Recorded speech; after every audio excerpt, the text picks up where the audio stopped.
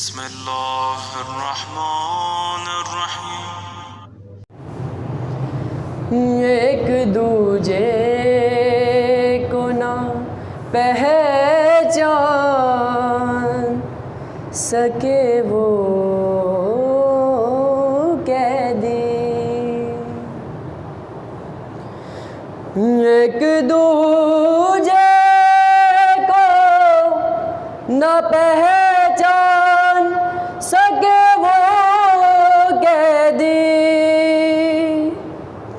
ہر شام کے لوگوں نے بازار میں اتنا مارا، سامنے شہر کی سکینہ کو تماچا مارا، پیاس سے تیروں سے تلواروں سے اور نیزوں سے، پیاس سے تیروں سے تلواروں سے اور نیزوں سے، جتنا مارا گیا شبیر کو اتنا مارا، سامنے شہر کے سکینہ کو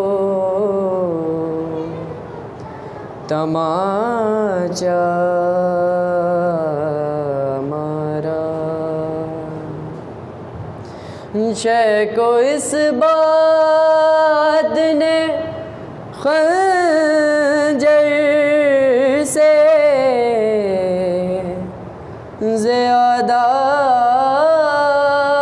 مارا، سامنے شہر کے بر محمد و آل محمد صلوات۔ محمد و آل محمد لم ترسم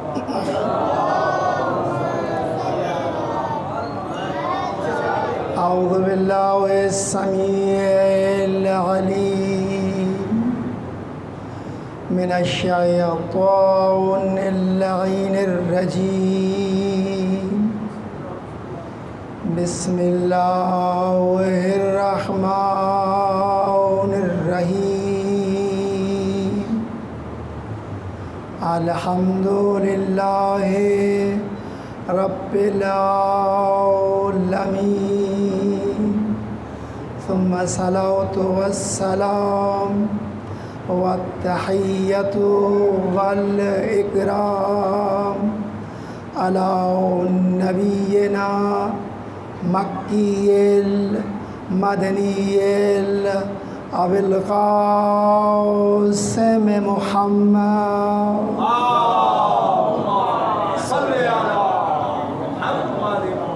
وآل بیتہ الطیبین الطاہرین المعصومین الذین ذہب اللہ عنہم الرجس وطہرہم تطہیرا،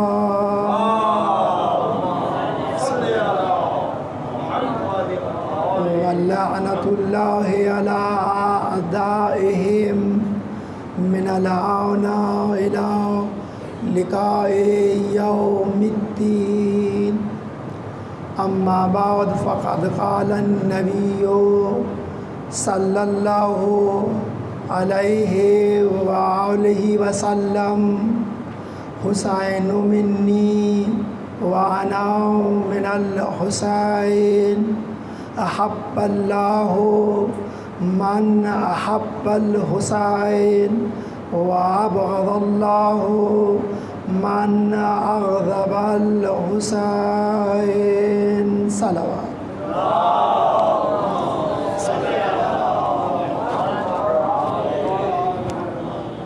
ہمیشہ کی طرح آغاز مجلس میں یہی دعا ہے کہ خداوند آپ مومنین کا، آپ بزرگان کا اس فرش عذاب پہ جمع ہونا خدا اپنی بارگاہ میں قبول فرمائے. یقیناً ہم سب جمع ہوتے ہیں تو حاجتیں ہوتی ہیں، زندگی کی مشکلات ہیں، تمنائیں ہیں. اس ذکر کے صدقے انشاءاللہ خدا تمام کی حاجات کو برآوردہ فرمائے. پرآشوب زمانہ ہے، مومنین جہاں بھی دنیا کے جس کونے میں عزادار ہیں، مجلس کی صورت میں، عزاداری کی صورت میں، خدا تمام کے جان مال عزت و ناموس کی حفاظت فرمائے. پرآشوب زمانہ ہے، آخری دعا وارث زمانہ کے ظہور میں تعجیل فرمائے. دعاؤں کی قبولیت کے لیے بہترین ذریعہ ہے صلوات بر محمد و آل محمد. صلی علی محمد. یہ سلسلہ، یہ عشرہ محرم آج اپنے چوتھے مرحلے میں داخل ہوا چاہتا ہے. اگر آپ کی توجہ رہتی ہے ہمیشہ، انشاءاللہ آپ اس آج کی کڑی سے بھی انشاءاللہ یقیناً محظوظ ہوں گے. اور کوشش کروں گا جتنا بھی وقت لیا جائے مفید اور علمی گفتگو آپ سامعین تک پہنچے. ایک درود بھیجیے محمد و آل محمد پر. اللہم صلی علی محمد و آل محمد. یقین جانیے آپ کی تعداد اتنی کم نہیں ہے جتنی آپ کی صلوات کی آواز کم آ رہی ہے. صلی علی محمد. اگر کسی مومن کو یہ پتہ چل جائے میں یہ جو درود بھیجتا ہوں محمد و آل محمد پر، اس کا ثواب کتنا ہے، یقین جانیے سوتے وقت بھی کیا ہے صلوات سے کیا ہے پڑھتے پڑھتے تھکے گا نہیں. اس لیے کہ ہمیں اس کی عظمت کے بارے میں کم معلوم ہے، لہٰذا عظمت محمد و آل محمد پر بلند ترین صلوات بھیجیے. صلی علی محمد. یہ حدیث اس معصوم سے، اس نبی سے ہے، توجہ ہے آپ کی، اس مرسل اعظم سے ہے جس کا نطق وحی ہے، جس کا کردار آیتیں بنتی ہیں. پیکر عصمت و طہارت، اللہ کا پیارا نبی حبیب خدا فرماتے ہیں حسین منی، حسین مجھ سے ہے. ایک حسین مجھ سے ہے، وَأَنَا مِنَ الْحُسَيْنِ، ہاں میں حسین سے، حسین مجھ سے ہو گئے. احب اللہ من احب الحسین، اللہ محبت کرتا ہے من اس سے، احب الحسین جو حسین سے محبت کرے. 3 وَأَبْغَضَ اللہ، اللہ غضبناک ہوتا ہے من اس سے، ابغض الحسین جس سے مولا حسین غضبناک ہو جائے، ناراض ہو جائے، اللہ اس سے ناراض ہو جاتا ہے، ابغض ہو جاتا ہے. ہم نے اس سلسلے کو آگے بڑھاتے ہوئے کل جہاں مجلس کو چھوڑا تھا وہ جناب سلمان محمدی کا ذکر تھا. توجہ ہے نا آپ کی؟ تو آپ نے 2 سفر کیے، متصل ہو رہا ہوں کل کی مجلس سے. آپ نے جناب سلمان نے 2 سفر کیے. ایک مادی سفر تھا، فارس سے چل کے حضرت کی خدمت میں پہنچے، یہ سفر طے کیا، شہر بشہر قریہ بقریہ آپ کی خدمت، حضرت کی خدمت میں پہنچا. یہ مادی سفر تھا، جسمانی سفر تھا. ایک معنوی سفر ہے، ایک ایمانی سفر ہے، ایک عقیدے کا سفر ہے، ایک دینی سفر ہے. اور وہ کیا ہے؟ جناب سلمان جس گھرانے میں آئے وہ گھرانہ خدا پرست نہیں تھا، زرتشت تھا.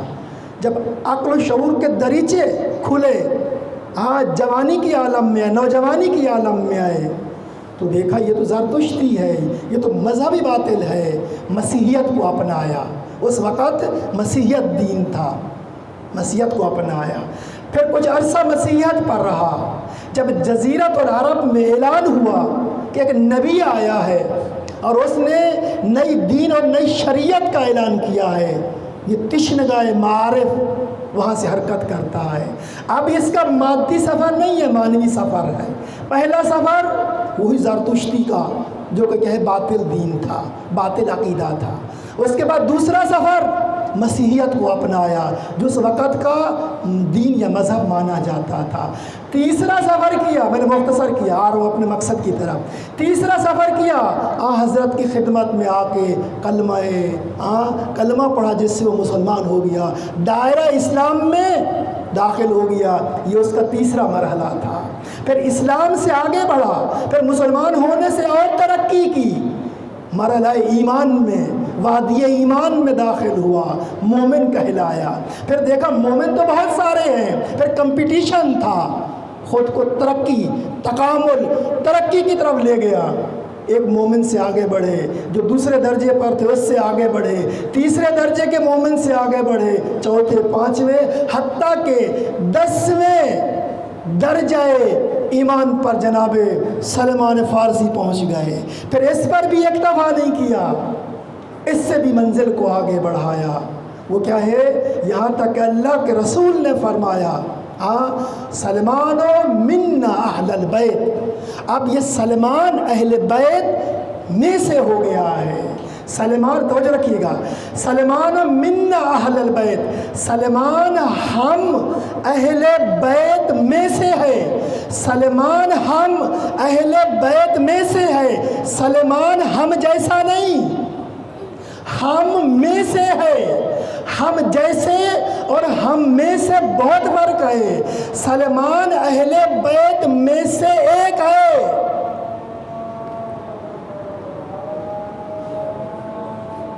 آذان ہو رہی ہے.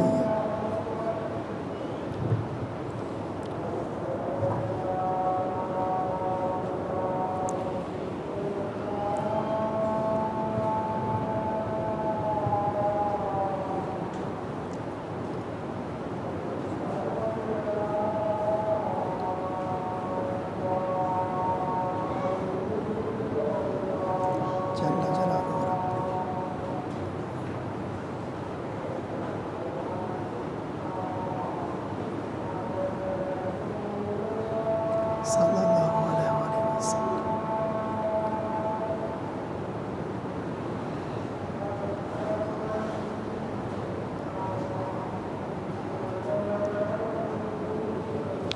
صلی اللہ علیہ وسلم.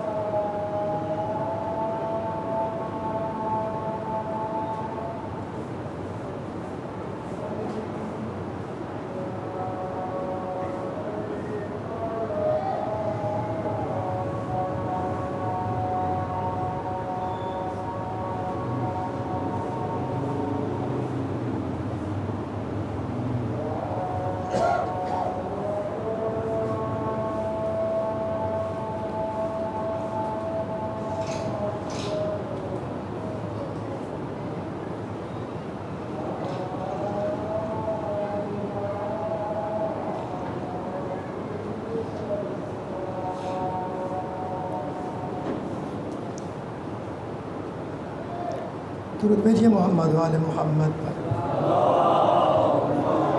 صلی علی محمد.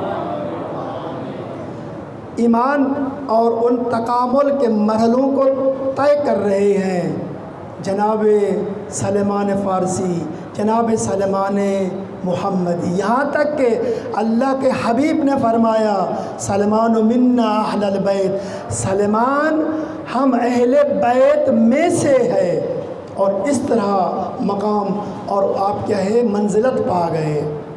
مولا کائنات کی ایک حدیث ہے، وہاں سے پتہ چلتا ہے کہ سلیمان کو یہ راستہ کس نے دکھایا، سلیمان کس طرح ان مقامات کو طے کرتے ہوئے منا اہل البیت کے مقام تک پہنچ گیا۔ مولا کائنات فرماتے ہیں، ایک عجیب سی اگرچہ 2 جملوں پر حدیث ہے مگر بہت ہی عجیب اور گہری حدیث ہے۔ مولا کائنات فرماتے ہیں خذ منا، توجہ رہے، خذ منا لتکن منا۔ ہمارا موضوع مقام منی، مقام منا ہے، انہی میں سے ایک یہ ہے خذ منا، ہم سے۔ مولا کائنات علی علیہ السلام فرماتے ہیں خذ منا، ہم سے لے لو، ہم سے لے لو، دنیا سے کہہ رہے ہیں ہم سے لے لو، کیوں؟ لتکن منا، تاکہ تم ہم میں سے ہو جاؤ، ہم سے لے لو تاکہ ہم میں سے ہو جاؤ۔ مولا آپ سے کیا لے لیں کہ آپ میں سے ہو جائیں؟ فرمایا ہم سے عقائد لے لو، ہم سے عقائد لے لو۔ تمہیں توحید چاہیے، آؤ ہم سے لے لو۔ تمہیں نبوت چاہیے، آؤ معرفت نبوت ہم علی سے لے لو۔ تمہیں کائنات کے بارے میں معرفت چاہیے، آسمان کے بارے میں، زمین کے بارے میں، تمہیں کچھ بھی چاہیے، خذ منا، ہم سے لے لو، ہم سے لے لو۔ اگر کہیں گے توحید لے لو تو لوگوں نے لی ہے، اس کے لیے بہت بڑی دلیل یہی آپ کا نہج البلاغہ ہے۔ اگر کسی کو پڑھنے کی سعادت ہو تو توحید چھلکتی ہوئی آپ کو نظر آئے گی۔ تو ہم سے لے لو، خذ منا لتکن منا، تاکہ ہم میں سے ہو جاؤ۔ یہی وجہ ہے کہ سلیمان نے جو سفر طے کیا کہیں اور سے نہیں لیا، کہیں غیر سے نہیں لیا، اسی در سے، اسی سے لیا ہے۔ خذ منا، ہم سے لے لو تاکہ ہم میں سے ہو جاؤ۔ سلیمان فارسی نے اتنے سال اتنی زحمت کی، اسی در سے جڑا رہا، صبح شام جو کچھ لیتا رہا لیتا رہا لیتا رہا۔ ایک ایسا وقت آیا کہ اللہ کے خدا نے کہا سلیمان منا اہل البیت۔ مل کے ایک درود دیجیے محمد و آل محمد، صلی علی محمد۔ نعرہ تکبیر، اللہ اکبر، نعرہ تکبیر، اللہ اکبر، نعرہ رسالت، یا رسول اللہ، نعرہ رسالت، یا رسول اللہ، نعرہ حیدری، یا نعرہ حیدری، حیدری، اور محمد و آل محمد بلند تر صلوات۔ اللہ صلی اللہ۔ تو جو کچھ سلیمان بنا ہے آیت فارس سے تھا، کیا لے کے آیا تھا؟ کچھ بھی نہیں لے کے آئے گا۔ جو کچھ ملا اسی گھرانے سے، اسی در سے ملا، اور اتنے ایمان کے اور فضائل کے کمال کو جا کے پہنچا۔ کس نے کہا کہ خذ منا لتکن منا؟ یہ وہ ہستی ہے جس نے کہا، جس نے فرمایا ہم سے لے لو، ہم میں سے ہو جاؤ۔ ہم جیسے نہیں ہو سکتے تم، ہم میں سے ہو جاؤ۔ نہیں فرمایا خذ منا لتکن مثلنا، ہم سے لے لو تاکہ ہم جیسے ہو جاؤ۔ نہیں، تم ہم جیسے ہو ہی نہیں سکتے۔ اگر تم نے کمال بھی کیا اور وہ بھی اسی در سے جڑے رہے، ہم میں سے ہو سکتے ہو جیسے جناب سلیمان فارسی ہوئے۔ یہ کس نے فرمایا؟ یہ اس نے فرمایا جس کی شان میں حبیب کبریا نے فرمایا یا علی انت قسیم النار والجنہ۔ اچھا، یہ حدیث یہاں تک اکثر لوگوں نے سن رکھی ہے، مگر اس کا بعد والا حصہ شاید کسی نے کم سن رکھا ہو، جو ابھی بیان کرنے جا رہا ہوں۔ یا علی انت قسیم النار والجنہ، یا علی آپ تقسیم کرنے والے ہیں جنت اور جہنم کو۔ یہ وہ حصہ ہے جو تقریباً سب جانتے ہیں۔ حدیث کا اگلا حصہ شاید کم لوگ جانتے ہوں گے، کم ان کی نگاہوں سے یا سماعت سے گزرا ہوگا۔ یا علی انت قسیم النار والجنہ، وَأَنْتَ تَقُولُ لِلنَّارِ، اور آپ ہوں گے قیامت میں اس وقت، یا علی انت، آپ ہوں گے تقول، کہیں گے، فرمائیں گے کس سے؟ للنار، آپ جہنم سے یہ کہیں گے، ھذا لک، یہ تمہارا ہے، وھذا لی، اور یہ میرا ہے۔ دیکھیے اس حدیث میں دو چیزیں ہیں، ایک تقسیم ہونے کو بیان کیا کہ آپ تقسیم کریں گے، اور دوسرا حصہ تقسیم کی کیفیت کو بیان کیا جا رہا ہے۔ تقسیم ہوگا تو کیسے؟ جنت اور جہنم کی تقسیم ہوگی، کوئی شک نہیں، مگر کیفیت کیا ہے؟ یا علی انت، آپ وہ ہوں گے، آپ وہ ہستی ہیں، تقول للنار، سب لوگ ہوں گے، اور آپ یہ جہنم سے کہیں گے، انت تقول للنار، کیا کہیں گے؟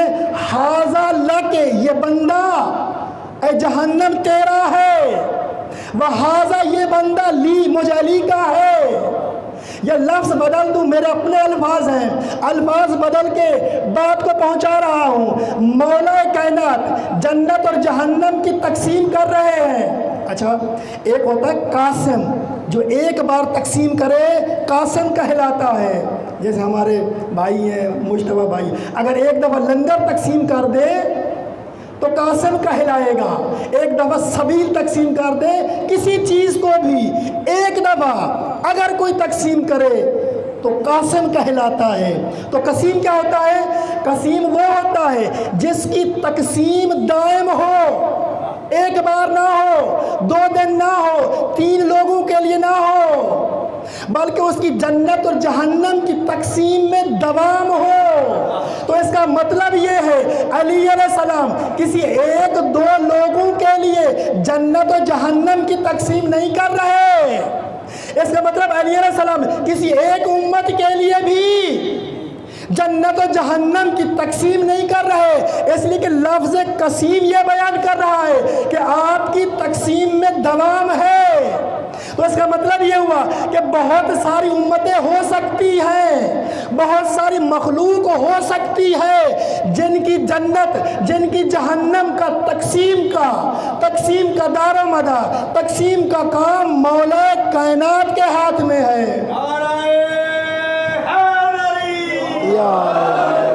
محمد والے محمد لم ترسلوات اللہ صلی اللہ، یہ ہے قسیم۔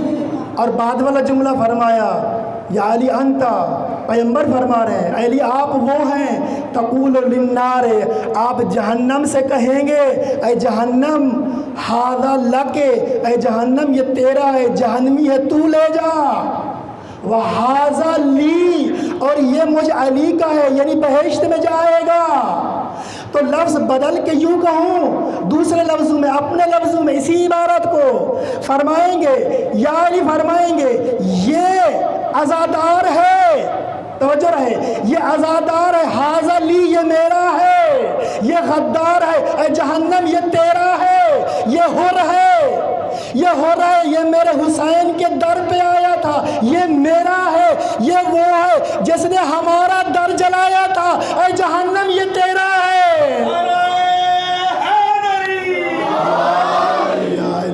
محمد والے محمد لم ترسلوات اللہ صلی اللہ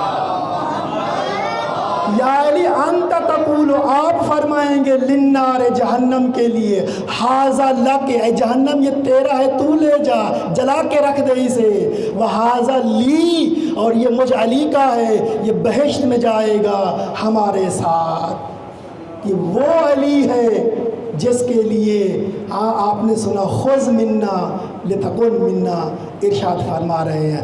اگر بات امامت کی آ گئی ہے تو میں نے چند حدیثیں پیش کی ہیں، میرا دل کر رہا ہے موضوع امامت پر 1 یا 2 آیتیں آپ کو ہدیہ کروں، مگر اس سے پہلے مل کے ایک باواز بلند صلوات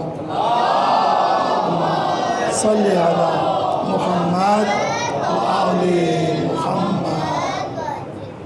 سورہ مبارکہ ہے بقرہ آیت نمبر 124، جس میں امامت کا ذکر ہے۔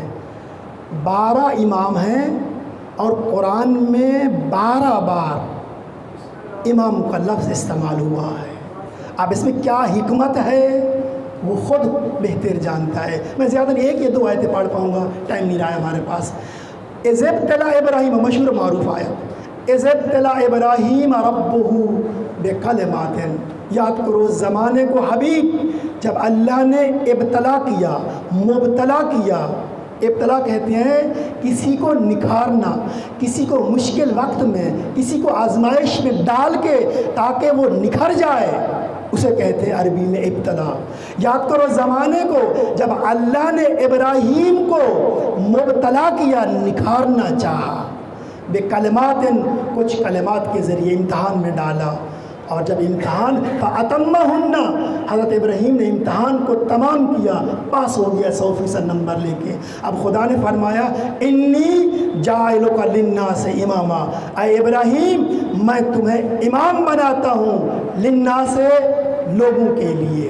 جب اللہ نے یہ فرمایا اے ابراہیم میں تمہیں لوگوں کا امام بناتا ہوں، اس وقت جناب ابراہیم نے اللہ سے ایک سوال کیا، وقالا من ذریتی، اے اللہ یہ امامت تو مجھے دے رہا ہے تو میری ذریت کا کیا ہوگا، میری نسل کا کیا ہوگا؟ یعنی اے اللہ کیا یہ امامت جو تو مجھے دے رہا ہے کیا میری نسل میں بھی جائے گی؟ توجہ رہے، جب جناب ابراہیم کو اللہ نے نبوت دی، 15 سال کے تھے، 15 سال کی عمر میں حضرت ابراہیم نبی بھی بن گیا، رسول بھی بن گیا۔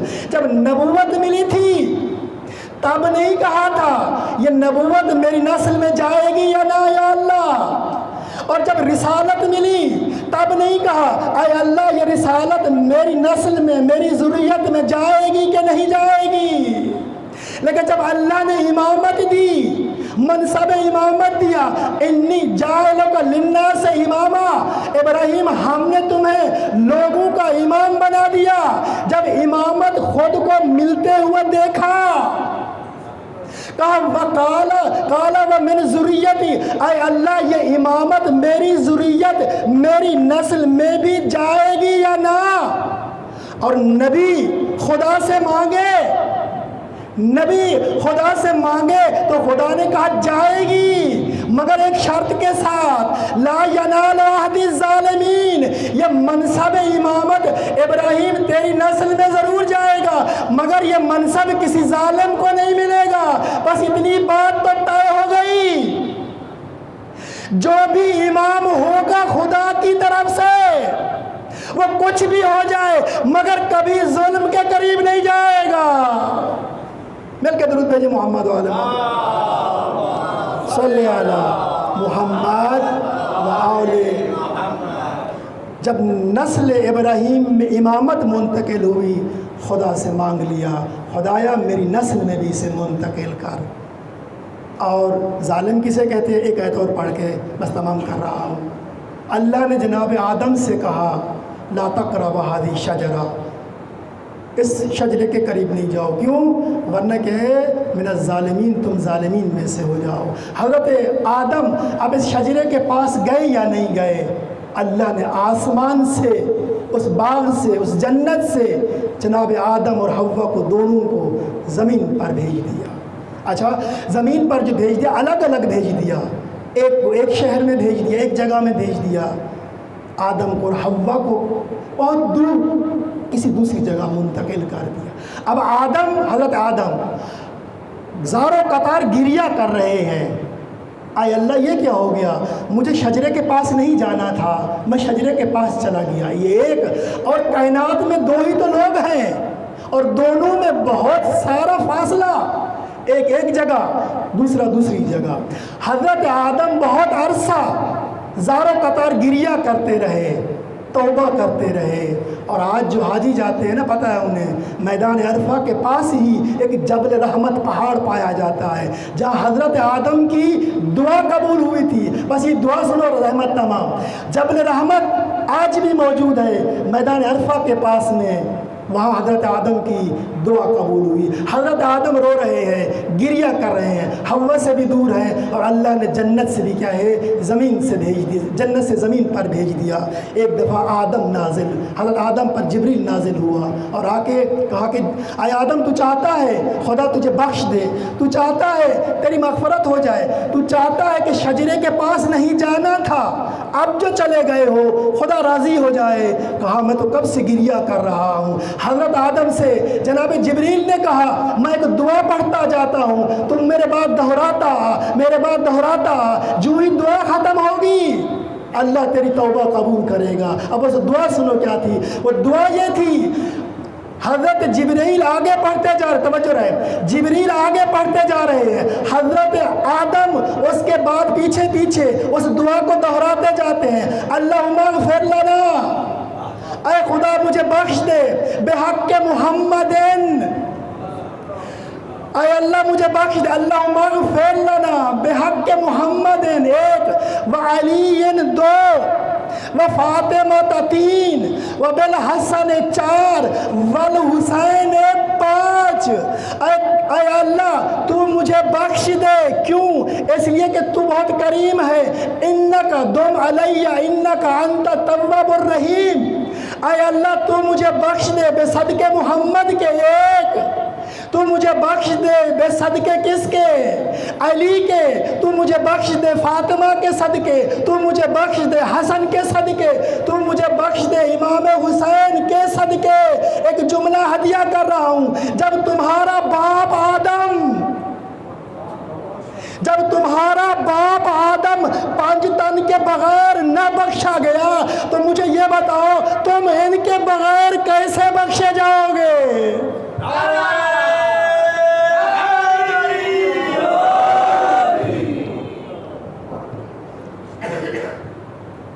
میں نے زیادہ سما خراشی کی ہے, آپ کو بھی اس کے بعد عزاداری اور دوسری مجالس میں جانا ہے, اور مجھے بھی اس کے بعد ایک مجلس پڑھنی ہے, حاضری دینی ہے.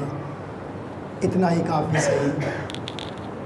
عزیزو, جیسا کہ بارہا میں عرض کر رہا ہوں, یہ محرم غم کی علامت ہے. یہ محرم ہمیں کربلا والوں کے غم کو یاد دلاتی ہے. یہ محرم, یہ ایام محرم ایک تجدید عہد ہے کربلا والوں کے ساتھ کہ مولا ہم بھی آپ کے ساتھ ہیں, فقط زمانہ درمیان میں حائل ہے. اگر ہم ہوتے اس زمانے میں مولا یقیناً آپ کے قدموں میں جان دیتے, مگر زمانہ حائل ہے, ہم اس زمانے کے لوگ ہیں. مولا آپ اس 61 ہجری میں شہید ہوئے, لہٰذا یہ محرم ہر سال آ کے ہمارے لیے ایک تجدید عہد کا باعث بنتا ہے.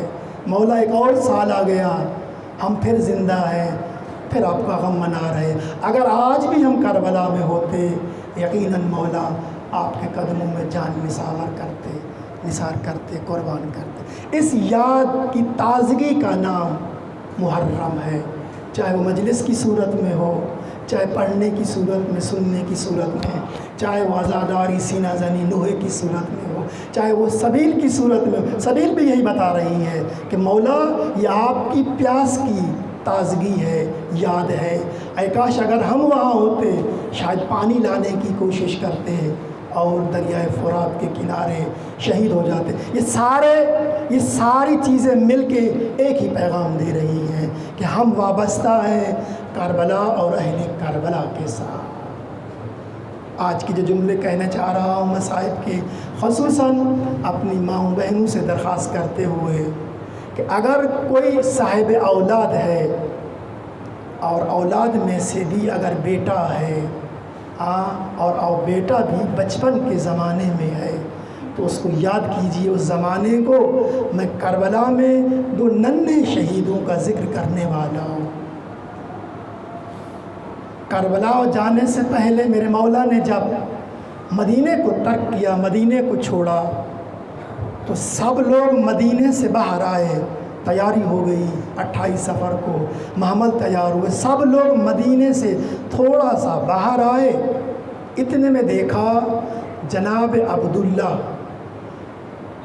तेज़ी के साथ मदीने से बाहर आते हुए इमाम हुसैन के काफ़िले की तरफ बढ़ रहा है और आवाज़ दे रहा है, अब्बास या अब्बास या अब्बास।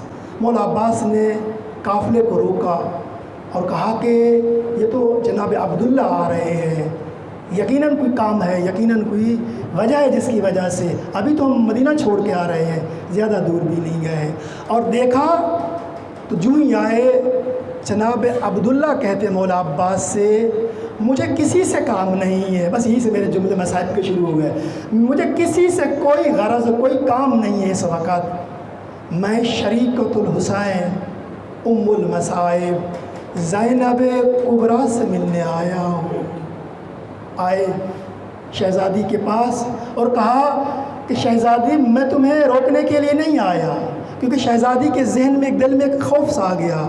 अभी तो खुदाफिज़ी करके आए, हो सकता है जनाब अब्दुल्ला मुझे लेने के लिए आए हूँ और उनका इरादा हो गया हो कि मैं ज़ैनब भाई के साथ ना जाऊँ। लेकिन जब पास आए तो अजीब जुमले कहा शहज़ादी ये दो नन्हे बच्चे लाया हूँ। अगर करबला में जा रही हो ना, अगर करबला में इनकी ज़रूरत पड़े तो एक अपनी तरफ से कुर्बान कर देना, एक मुझे अब्दुल्ला की तरफ से कुर्बान कर देना। जब जनाब ज़ैनब ने ये देखा, हाँ ठीक है मैं दोनों अमानतों को लेके जा रही हूँ, बस मैंने मुख्तसर किया। वो आ गया वक्त जब शब आशूर थी, हर खातून हर मस्तूर अपनी कुर्बानी को तैयार कर रही है। मैं किसी का जिक्र तो नहीं कर सकता मगर इन दो नन्हे शहजादों का ज़रूर जिक्र करूँगा। जनाब ज़ैनब ने अपने दो नन्हे शहजादों को बुलाया, कहा कि बेटा अगरचे तुम्हारा सिन कम है, कल तुमने कुर्बान होना है, तुम्हारी कुर्बानी पे मुझे नाज है। हाँ बेटा किसी से पीछे नहीं रह जाना। बस रोज़े आशूर क्या आया, एक के बाद दूसरा लाशा, दूसरे के बाद तीसरा लाशा, मेरे मौला हुसैन लाशों पे लाशें उठा रहे। एक दफ़ा ये दो नन्हे शहजादे जो घोड़े पे सवार भी नहीं हो सकते थे, अब क्या किया इन्होंने, तलवार को लिया। जब तलवार को हमल किया, जब चल रहे थे मैदान में तो तलवार खत खींचती हुई जा रही थी, इसलिए कि तलवार का कद बड़ा था, बच्चों का कद छोटा था। बस ये उतरे मैदान में, जाफर तैयार के पोते, अली के नवासे, शुजात का पैकर अगरचे सिन कम है, बस मुख्तसर किया, दोनों शहजादे शहीद हो जाते हैं। दोनों को लाए खैमों में। एक अजीब सी बात है, जब किसी शहीद को लाते थे सबसे पहले इमाम हुसैन अपनी बहन ज़ैनब को बुलाते थे, बहन मैं लाशा लाया हूँ, या मैं खोल के बयान करूँगा। जब अली अकबर का लाशा आया तो सबसे पहले जो बहन गिरिया किया वो ज़ैनब थी। जब कासिम के टुकड़े आए तो सबसे पहले ज़ैनब ने गिरिया किया। जब अब्बास के बाजू कटे सबसे पहले ज़ैनब ने गिरिया भी किया, बहन भी किया, या मोहम्मद वाह अलिया, एक अजीब गिरिया किया, एक अजीब बहन किया। कहा वाह हिजाबा।